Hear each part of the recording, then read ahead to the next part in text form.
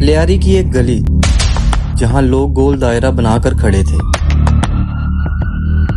شور، سیٹیاں اور تالیاں بجائی جا رہی تھی. لگ رہا تھا جیسے کوئی فٹ بال کا میچ چل رہا ہو. لیاری والوں کا فٹ بال سے الگ ہی جنون ہے. لیکن جب رپورٹر نے قریب جا کر دیکھا تو اس کے پیروں تلے زمین کھسک گئی. جس چیز کو فٹ بال کی طرح لات ماری جا رہی تھی وہ کوئی فٹ بال نہیں تھا، وہ تھا ایک انسانی سر، ارشد پپو کا سر. جو شخص اس سر کو اپنے پاؤں تلے لیے کھڑا تھا وہ کوئی اور نہیں تھا، وہ تھا لیاری کا بے تاج بادشاہ عزیر جان بلوچ. عزیر بلوچ 11 جنوری 1970 لیاری کراچی میں پیدا ہوا. اس کا باپ فیض محمد، جسے لوگ فیضو ماما کے نام سے جانتے تھے، وہ ایک ٹرانسپورٹر تھا جس کا تعلق ایران بلوچستان سے تھا. شروعات میں عزیر کا جرم کی دنیا سے کوئی لینا دینا نہیں تھا. اس نے 2001 میں لیاری کے میئرشپ کے لیے الیکشن بھی لڑا مگر وہ پی پی کے حبیب حسن سے ہار گیا. پھر آتا ہے سال 2003 میں ایک ایسی قیامت ٹوٹی جس نے عزیر کی پوری زندگی کا رخ ہی بدل کر رکھ دیا. اس کے والد فیض محمد کو لیاری کے اس وقت کے بڑے ڈرگ لارڈ حاجی لالو کے بیٹے ارشد پپو نے کڈنیپ کیا اور بڑی بے رحمی کے ساتھ قتل کر دیا. تو یہاں سے عزیر بلوچ کے انتقام کی کہانی شروع ہوتی ہے.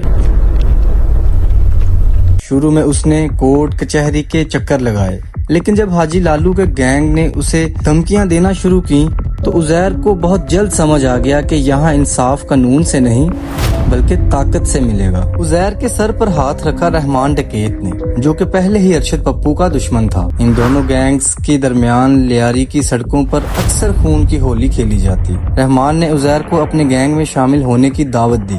پہلے تو عزیر نے انکار کیا، لیکن باپ کے قتل کا بدلہ لینے کی آگ نے رحمان ڈکیت کا ساتھ دینے پر عزیر کو مجبور کر دیا.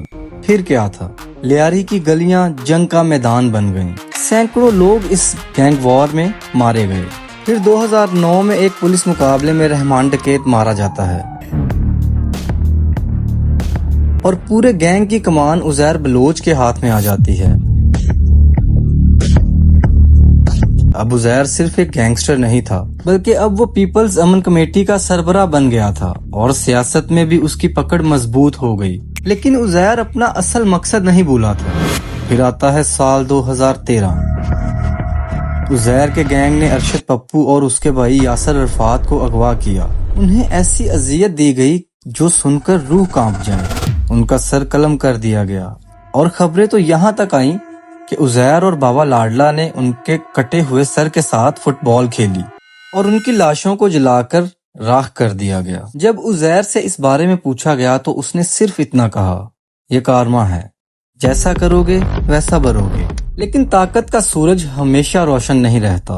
2014 میں جب حکومت نے عزیر کے خلاف ریڈ وارنٹ جاری کیے اور اس کے سر پر 20 لاکھ روپے کا انعام رکھا تو وہ پاکستان سے فرار ہو گیا. کہا جاتا ہے اس نے ایران کا پاسپورٹ اور آئیڈینٹی کارڈ بھی بنوا رکھا تھا کیونکہ اس کے رشتہ دار وہاں رہتے تھے. آخرکار 29 دسمبر 2015 کو انٹرپول نے اسے دبئی ایئرپورٹ سے اس وقت گرفتار کیا جب وہ مسقط سے دبئی آ رہا تھا. اسے پاکستان لایا گیا اور پاکستان رینجرز کی تحویل میں دے دیا گیا. عزیر پر 50 سے زائد کیسز تھے جس میں ٹارگٹ کلنگ، بطہ خوری اور پولیس والوں پر حملے شامل تھے. سنا جاتا ہے عزیر بلوچ نے اس جرم کی دنیا سے اتنی دولت کمائی کہ سن کر عقل دنگ رہ جائے. اس نے پاکستان، ایران اور دبئی میں کروڑوں کی پراپرٹی بنائی. عزیر کے پاس پاکستان کے مہنگے ترین اور جدید ہتھیار موجود تھے. 7 اپریل 2020 کو ایک ملٹری ٹرائل کے بعد عزیر بلوچ کو 12 سال قید کی سزا سنائی گئی اور اسے کراچی سینٹرل جیل بھیج دیا گیا. آج بھی عزیر بلوچ کا نام لیاری کی تاریخ کا ایک ایسا حصہ ہے جسے بلایا نہیں جا سکتا. حتیٰ کہ 2025 کی ایک فلم دھرندر میں بھی اس کے کردار کو دکھایا گیا ہے. عزیر بلوچ کی زندگی ہمیں بتاتی ہے کہ انتقام کی آگ انسان کو کہاں سے کہاں لے جاتی ہے اور جرم کا رستہ چاہے کتنا ہی پرکشش کیوں نہ ہو، اس کا انجام ہمیشہ سلاخوں کے پیچھے ہی ہوتا ہے.